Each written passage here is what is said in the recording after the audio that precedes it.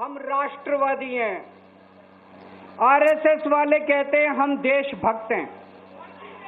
आज मैं पूरे सम्मान के साथ आरएसएस के प्रमुख हैं श्री मोहन भागवत जी, मैं पूरे सम्मान के साथ मोहन भागवत जी से 5 प्रश्न पूछना चाहता हूं और आपका समर्थन चाहता हूं। अगर मैं कोई गलत प्रश्न पूछूं तो बता देना और सही प्रश्न पूछूं तो मैं आपसे हाथ खड़ा करवा के पूछूंगा। मेरा पहला प्रश्न है मोहन भागवत जी से, जिस तरह मोदी जी देश भर में लालच देके या ईडी और सीबीआई की धमकी देके डरा के दूसरी पार्टी के नेताओं को तोड़ रहे हैं, पार्टियां तोड़ रहे हैं, सरकारें गिरा रहे हैं, क्या ये देश के लिए सही है? मैं मोहन भागवत जी से पूछना चाहता हूं, क्या आप नहीं मानते कि ये भारतीय जनतंत्र के लिए हानिकारक है? पूछना चाहिए कि नहीं पूछना चाहिए मोहन भागवत जी? मेरा दूसरा प्रश्न है उनसे, देश भर में सबसे भ्रष्टाचारी नेताओं को मोदी जी ने अपनी पार्टी में शामिल करवा लिया। जिन नेताओं को कुछ दिन पहले मोदी जी ने खुद सबसे भ्रष्टाचारी बोला, जिन नेताओं को अमित शाह जी ने खुद भ्रष्टाचारी बोला, कुछ दिन के बाद उनको बीजेपी में शामिल करा लिया। मैं मोहन भागवत जी से पूछना चाहता हूं, क्या इस प्रकार की राजनीति से आप सहमत हो? क्या आपने कभी ऐसी बीजेपी की कल्पना की थी? पूछना चाहिए कि नहीं पूछना चाहिए मोहन भागवत जी से? मेरा तीसरा प्रश्न है मोहन भागवत जी से, बीजेपी आरएसएस की कोख से पैदा हुई है कि नहीं है? कहा जाता है ये देखना आरएसएस की जिम्मेदारी है कि बीजेपी पथभ्रष्ट ना हो। मैं मोहन भागवत जी से पूछना चाहता हूं, क्या आप आज की बीजेपी के इन कदमों से सहमत हैं? क्या आपने कभी मोदी जी से ये सब ना करने के लिए बोला? मोहन भागवत जी बताएं कि क्या आपने मोदी जी को ये सब गलत हरकतें करने से रोका कभी? पूछना चाहिए नहीं पूछना चाहिए?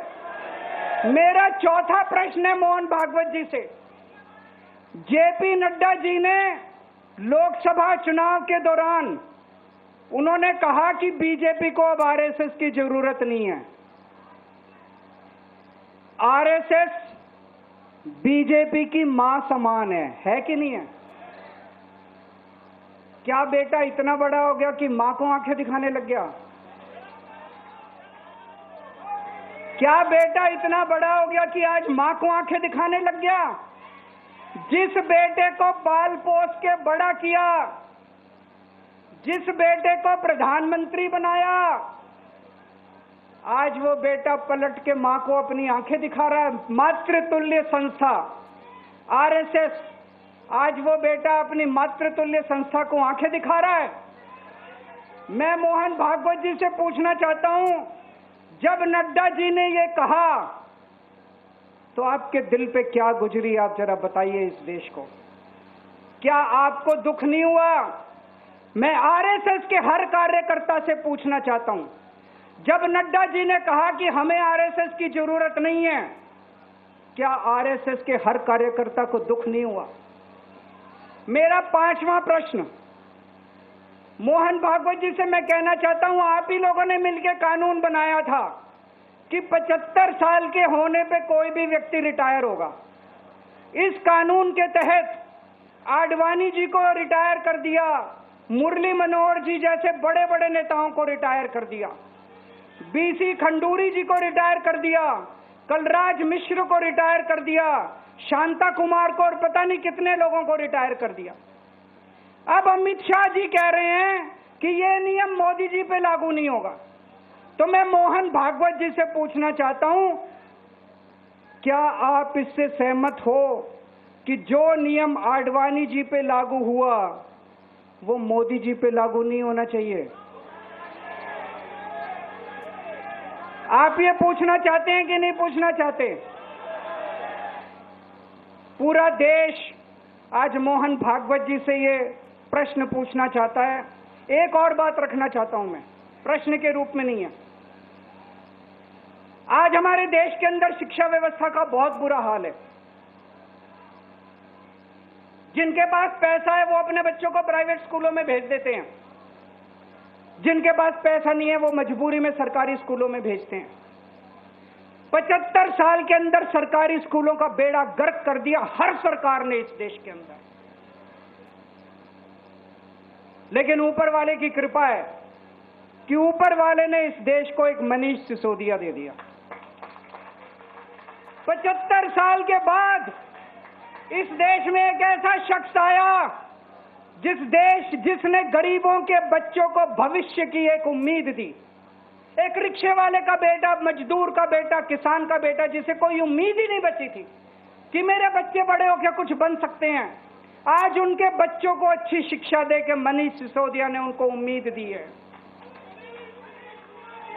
ऐसे मनीष सिसोदिया को प्रधानमंत्री मोदी जी ने 2 साल जेल में रखा। मनीष सिसोदिया की जिंदगी उसकी अपनी जिंदगी नहीं है। मनीष सिसोदिया की जिंदगी देश की जिंदगी है। मनीष सिसोदिया का एक एक जिंदगी का पल इस देश का पल है। ये 2 साल मनीष सिसोदिया के खराब नहीं हुए, ये 2 साल इस देश के खराब हुए हैं। अगर आज मनीष सिसोदिया जेल के बाहर होता, न जाने कितने और नए स्कूल बनते, न जाने कितने बच्चों को शिक्षा मिलती। तो मैं मोहन भागवत जी से भी पूछना चाहता हूं कि क्या आरएसएस इस किस्म की हरकतों से सहमत है? ये सारे प्रश्न आज मैंने मोहन भागवत जी के सामने रखे हैं। मैं उम्मीद करता हूं कि वो इन प्रश्नों के जवाब देंगे। और ये प्रश्न केवल मोहन भागवत जी के लिए नहीं है। इस देश से प्यार करने वाले हर शख्स, इस देश के हर देशभक्त को, भारत माता की पूजा करने वाले भारत माता के हर सपूत को मैं ये प्रश्न पूछना चाहता हूं। इस पे चिंतन जरूर करना। आरएसएस के हर व्यक्ति से मैं कहना चाहता हूं, आपको हो सकता है केजरीवाल पसंद ना हो, आपको हो सकता है आम आदमी पार्टी पसंद ना हो, लेकिन देश की खातिर इन मेरे उठाए गए मुद्दों पे चिंतन जरूर करना दोस्तों। ये आने वाला चुनाव मामूली चुनाव नहीं है। यह दिल्ली का आने वाला चुनाव केजरीवाल की अग्नि परीक्षा है। अगर आपको लगता है केजरीवाल ईमानदार है तो केजरीवाल को वोट देना।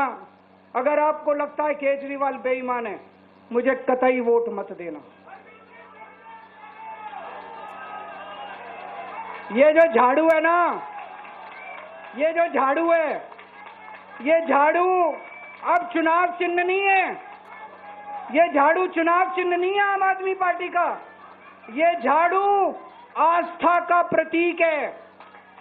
जब एक आदमी वोट डालने जाता है और झाड़ू का बटन दबाता है तो अपनी आंख बंद करके पहले भगवान का नाम लेता है। झाड़ू का बटन दबाता है तो वो मन में सोचता है कि मैं ईमानदारी का बटन दबा रहा हूं।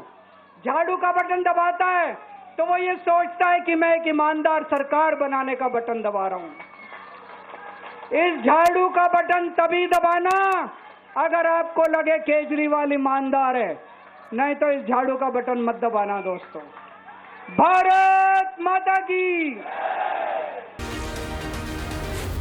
जी न्यूज़।